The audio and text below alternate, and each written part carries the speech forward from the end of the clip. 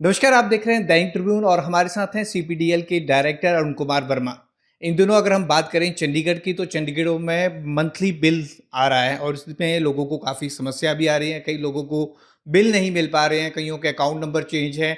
इसको लेकर उनसे बातचीत करते हैं। सर, ये जो प्रॉब्लम लोगों को आ रही है, क्योंकि एक तो मंथली बिल आपने सिस्टम शुरू किया है, जी। पहले तो इसके बारे में बताएं कि लोगों को कितनी सुविधा होगी इससे, और दूसरा जो लोगों को बिल नहीं मिल पा रहे हैं, ये काफ़ी प्रॉब्लम्स आ रही हैं, ये क्यों आ रही है?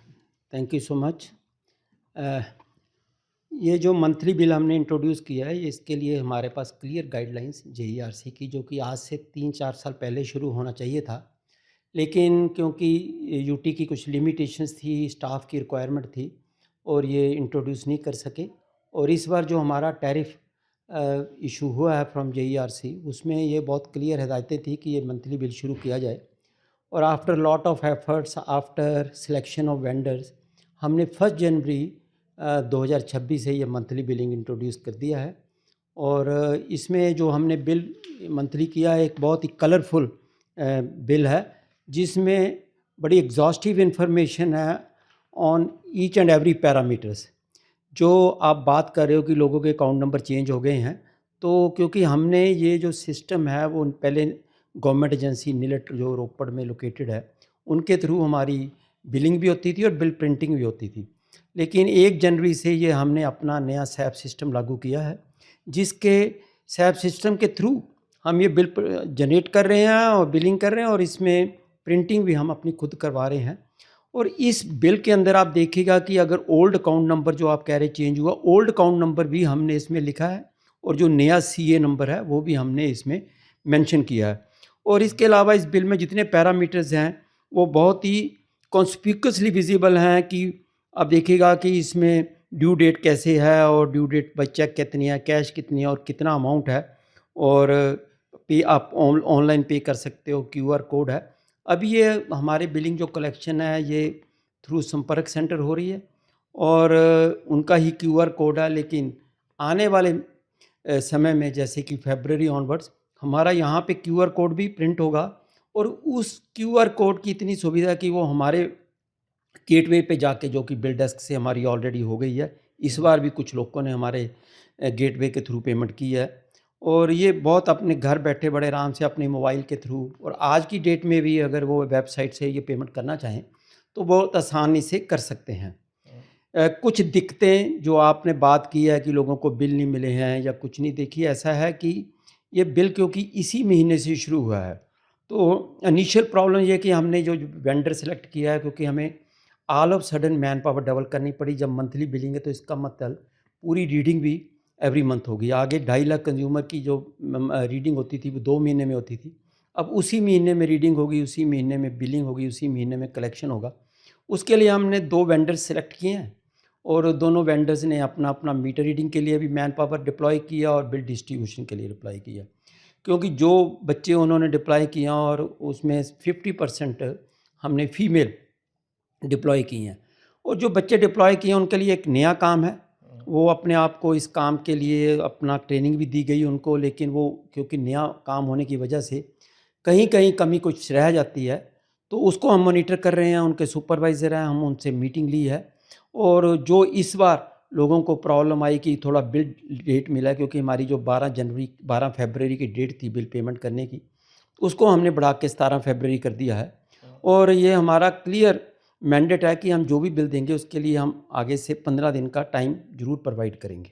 ठीक है। सर, सीपीडीएल अपने स्तर पर क्या-क्या काम कर रहा है? लेकिन हम पिछले दिनों की बात करें तो तेज़ आंधी भी चली, काफ़ी नुकसान भी हुआ, कई जगह पावर कट भी लगे और लोगों ने फिर एक बार बोला कि जब से बिजली प्राइवेट हाथों में गई है, ये कट बहुत लगने लगे हैं। लेकिन उससे कितना नुकसान क्या हुआ? क्या ये जो लास्ट टाइम हमारा यहाँ पे स्टॉर्म आया, और जो कि बड़ी तेज़ हवाएं एसोसिएटेड थी बारिश के साथ, तो जैसे ही ये रात को आया, और क्योंकि ऐसे मौसम में जो वीक ट्रीज़ हैं वो, क्योंकि हमारी सारी लाइनें ट्रीज़ के थ्रू गुजर रही हैं, तो ऐसे मौसम में अक्सर जितने भी ब्रेकडाउन होते हैं वो ट्री की फेलिंग से होते हैं, ट्री की ब्रांचेस की फेलिंग से होते हैं। और उसके लिए हमने फिर सुबह से काम शुरू कर दिया। लेकिन सारा दिन हवा चलती रही और सारा दिन बरसात होती रही, जिसकी वजह से काम उतनी तेज़ी से नहीं हो सका जितनी तेज़ी से हो सकता है, क्योंकि आफ्टर ऑल वर्कर्स भी बिल्कुल भीग गए थे। मैं खुद साइट पे था, मेरे चीफ नेटवर्क ऑफिसर साइट पे थे, हमारे सीटीओ साइट पे थे, और ऑल हमारा टेक्निकल स्टाफ जो फील्ड का है, since SDO Siwan, they were all on site. और इसके लिए हमने एडिशनल व्हीकल्स भी हायर किए, एडिशनल अपनी मोबाइल्स इक्विपमेंट भी हायर किया। लेकिन काम इतना ज़्यादा था क्योंकि कम से कम 100 से ऊपर के ट्रीज़ की फेलिंग हुई है, और हमारे लार्ज नंबर ऑफ़ फीडर जो हमारे अफेक्टेड थे। लेकिन मैन पावर तो उतनी होती है, फिर भी हमने बड़ी एफिशिएंटली हमारे लोगों ने काम किया, और हमने 80% power with in 2 hours restore कर ली थी। क्योंकि जैसे ही ये स्टॉर्म आया था तो हमने देखा कि हमारा 50% लोड शेड हुआ, तो उसकी 80% पावर हमने विद इन 2 आवर्स रिज़ॉल्व कर ली थी। लेकिन जहाँ पे पोल टूट गए, 7 पोल टूटे यहाँ पे ट्रिब्यून कॉलोनी में, और ऐसे ही कई जगह पोल टूटे, और जहाँ जहाँ पे पोल टूटे वहाँ पे नए पोल लगाना, और रात को 2 बजे तक हमने ये काम किया उस रात को, और अपनी सप्लाई रिस्टोर की। लोगों को इनकन्वीनियंस ज़रूर हुई, लेकिन इसके लिए हमने आज की डेट में हमारी पूरी मेंटेनेंस चल रही है, जिसमें हम ट्रांसफार्मर की मेंटेनेंस कर रहे हैं और नया काम भी कर रहे हैं। इसमें हमने 100 नया ट्रांसफार्मर जो है ऐड कर रहे हैं, जो कि 31 मार्च तक हमारा ऐड हो जाएगा। पावर ट्रांसफार्मर 2 चल चुके हैं, 2 आ रहे हैं। तो आने वाली समर सीज़न के लिए हमारी पूरी प्रिपेयर्डनेस है, और हमारा इक्विपमेंट भी हम कोशिश कर रहे हैं कि तब तक हमारा गर्मियों से आने से पहले जितना मैक्सिमम कमीशन कर सकें, जो हम लगा रहे हैं। उसके लिए हम नई गाड़ियाँ भी कुछ हायर करने की हमारी प्लानिंग है। तो हम एश्योर करते हैं अपनी चंडीगढ़ के सिटीज़न को कि आने वाली गर्मियों में कोई ऐसी दिक्कत नहीं उनको आएगी। सर, यूटी पावरमैन यूनियन पिछले दिनों विरोध कर रही थी। वो कह रहे थे जब से बिजली का महकमा प्राइवेट हाथों में गया है, उनकी पेंशन, उनके फंड, उनको जीपीएफ, कई प्रॉब्लम्स आ रही हैं। जो 349 एम्प्लॉयज़ हैं वो कैट में भी गए हुए हैं इसको लेकर। उनको क्या कहना चाहिए? उनके लिए आप कुछ कर रहे हैं?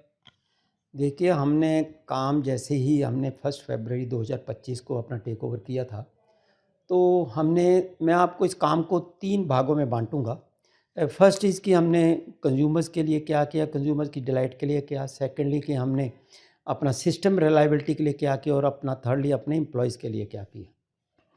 तो कंज्यूमर्स के लिए तो हमने उनको बहुत सारे मल्टीपल एक्सेस पॉइंट दिए ताकि वो हमें अप्रोच कर सके, और हमने उनके लिए आते ही पहले दिन से अपना जो है कॉल सेंटर स्टार्ट किया, और वो कॉल सेंटर को धीरे धीरे बढ़ा के हमने 50 कॉल्स कर दिया, अपनी मैन पावर बढ़ाई, सारे सिस्टम में ऑटोमेशन की हमने, और वेबसाइट अपनी पहले दिन ही हमने लॉन्च की, अपना ईमेल पहले दिन से शुरू हुआ, और अब हमारी जो मोबाइल एप्लीकेशन है वो भी लॉन्च होने जा रही है। तो हर कंज्यूमर अपना हमारी इन जो फैसिलिटीज़ अवेलेबल हैं वो हमें अप्रोच कर सकता है। अपनी हमने एक सिंगल नंबर है उनके पास 92402166 और दूसरा नंबर उनके पास है 19121।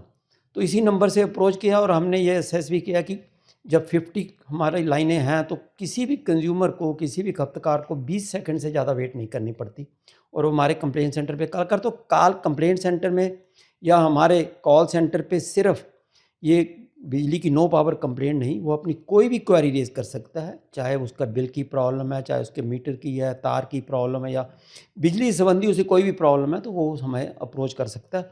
उसके लिए हमारा ये कॉल सेंटर अवेलेबल है, वेबसाइट है, मोबाइल ऐप के थ्रू, व्हाट्सएप के थ्रू वो हमें कंप्लेंट लॉन्च कर सकता है अगर टेलीफोन नहीं मिला। और ये हमारी जो व्हाट्सएप सर्विस है उसके थ्रू वो अपनी नई एप्लीकेशन, अपना लोड बढ़वाना है, लोड कम करना है, किसी चेंज ऑफ नेम है, नई एप्लीकेशन लगानी, नया कनेक्शन लेना है, ये सारी फैसिलिटीज़ हमारी वेबसाइट के थ्रू भी, हमारे व्हाट्सएप के थ्रू भी, और ये जो हम नई ऐप लागू करने जा रहे हैं उसके थ्रू भी। और इनके थ्रू अगर वो चाहे तो हमारे बिलों की पेमेंट भी कर सकता है। और वहाँ पे उसको डुप्लीकेट अगर किसी को अपना बिल नहीं मिला, और अगर वो हमारी वेबसाइट पे जाएगा या हमारे व्हाट्सएप पे जाएगा और वहाँ पे ये अपना अकाउंट नंबर और अपना मोबाइल नंबर फीड करेगा, तो उसको उसका डुप्लीकेट बिल मिलता है, जो कि फ्री ऑफ कॉस्ट मिलता है, जो पहले 35 रुपये में उसको अवेलेबिलिटी थी। ऑन दी अगर हम चाहें कि अगर मैं आपसे बात करना चाहूँ कि on the system reliability front, हमारी जो इस साल की प्लानिंग है, तकरीबन हम 100 से करोड़ के करीब हम इंफ्रास्ट्रक्चर में अपना इन्वेस्ट करने जा रहे हैं। हमारी बिजनेस प्लान JERCs के थ्रू अप्रूव हुई है इन प्रिंसिपल, हमारी उनको DPLs हमने सबमिट की हैं, और साइमल्टेनियसली हम जो इम्पोर्टेंट काम है, जो अर्जेंट काम है, जिसमें कि सिस्टम रिलायबिलिटी के लिए हमें न्यू अपना इक्विपमेंट ऐड करना पड़ रहा है, इंफ्रास्ट्रक्चर स्ट्रेंथन करना पड़ रहा है, हमने जैसे आपसे मैंने पहले भी कहा है कि हम न्यू ट्रांसफार्मर्स ऐड कर रहे हैं, नए अंडरग्राउंड सिस्टम लेकर रहे हैं, नए फीडर्स खींच रहे हैं, नए डीटीज़ ऐड कर रहे हैं और उनकी सबकी मेंटेनेंस कर रहे हैं। ट्री कटिंग है, ट्री प्रूनिंग वगैरह सब चल रहा है हमारा काम और ये सारी तैयारी हमारी future readiness for the summer season है। मतलब इस बार हमें जो पिछली बार पावर कट हुए थे, इस बार उसका सामना नहीं करना पड़ेगा, रेज़िडेंट्स आराम से रह सकें। लास्ट ईयर भी अगर आपको मैं शेयर करना चाहूँ कि उससे पिछले साल 24 में बहुत ज़्यादा अपना रोटेशनल पावर कट लग रहे थे because of the loading of the transformers. इस बार क्योंकि सिस्टम को हमने डीलोड किया है और उसकी वजह से हमने इस बार हमारी 80% कमी आई थी जो हमने शेड्यूल पावर कट्स लगाए थे और आने वाले समय में हमारा जीरो पावर कट रहेगा जी, शेड्यूल पावर कट।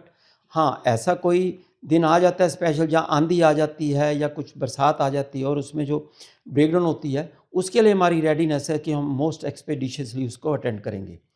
अगर हम एम्प्लॉयज़ की बात करें तो जैसे ही हमने टेक ओवर किया, एम्प्लॉयज़ के फ्रंट के ऊपर हमने काफ़ी स्टेप्स लिए हैं और जिसमें मेजर स्टेप है कि हमने अपने ईच एम्प्लॉय जो 349 आए हैं उनके लिए और जो हमारे 500 से ऊपर आउटसोर्स एम्प्लॉय हैं सबके लिए हमने मेडिक्लेम 5 लाख रुपए तक की इंश्योरेंस की है, जो कि पहले उनको नहीं अवेलेबल थी। उसके अलावा हमने उनकी टर्म लाइफ एक्सीडेंटल इंश्योरेंस है 10 लाख की, depending upon the category of the employee 10 lakh से लेके 1 करोड़ तक की वो हमने उनकी इंश्योरेंस भी की है। और हम शॉर्टली अपने एम्प्लॉयज़ के लिए उनके जो अच्छे बच्चे पढ़ते हैं उनके लिए हम स्कीम्स इंट्रोड्यूस करने जा रहे हैं जिसके लिए उनको हम ऑनर करेंगे, उनको अवार्ड देंगे कि जिन्होंने अच्छे नंबर लिए हैं और जो बच्चे अच्छे आगे ऊपर जाते हैं उनकी और भी हम उनको असिस्ट करेंगे आगे फर्दर एजुकेशन में। और इसके अलावा जो हमारे एम्प्लॉयज़ आउटसोर्स हैं उनके लिए भी हमने स्कीम बनाई है कि हम उनमें एम्प्लॉयज़ को कुछ ऑन रोल लेके उनको रेगुलर जॉब में ला सकें, क्योंकि वो कई सालों से आउटसोर्स में चल रहे हैं और कॉन्ट्रैक्टर के हैं।